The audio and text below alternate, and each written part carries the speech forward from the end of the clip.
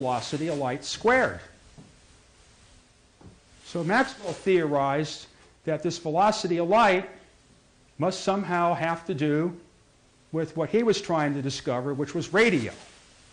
Maxwell wanted to figure out a way to communicate electricity from point A to point B through this primordial ether and the electrical lines of force.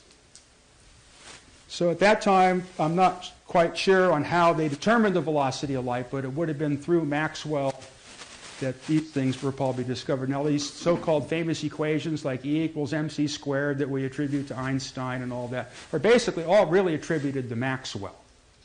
These other people just reused the stuff to, make their theories work.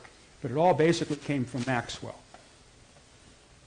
So Maxwell theorized two types of electrical propagation through space. One was electromagnetic, and it had to propagate at the velocity of light. And the other one was dielectric. And it became complicated to ascertain what kind of velocity there would be. So Maxwell had to come up with a conjugate to Faraday's law, which could be called the Maxwell law, but it's never expressed this way in the history books.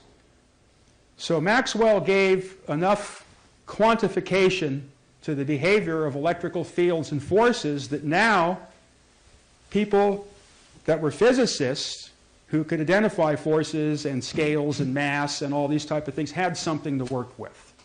And telegraphers were the first ones that were out there that made something that they didn't know how it worked and were hard-pressed to have somebody figure out what in the hell was going on, because the more they would try to develop the system, the more it would resist them.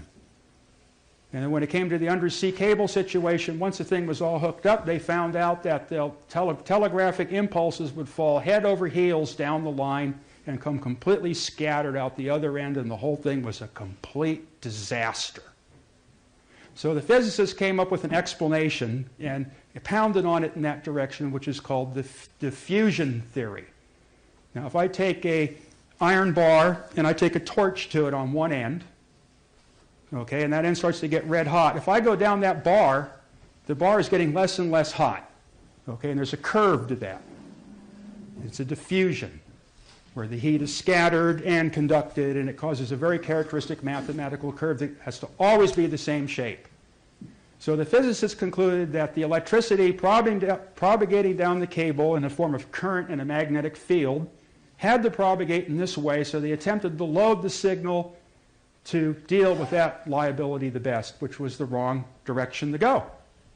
So some crazy guy by the name of Oliver Heaviside starts engaging in experimental mathematics because the Maxwell stuff was basically impossible to use.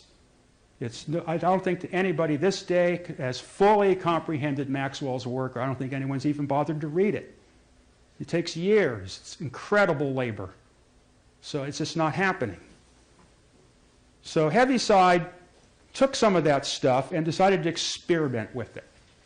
And Heaviside kind of detested the calculus situation and wanted to come up with a basic algebraic expression that was easily soluble and not all these incredible differential equations and partial derivatives and the things that was just too hard to deal with.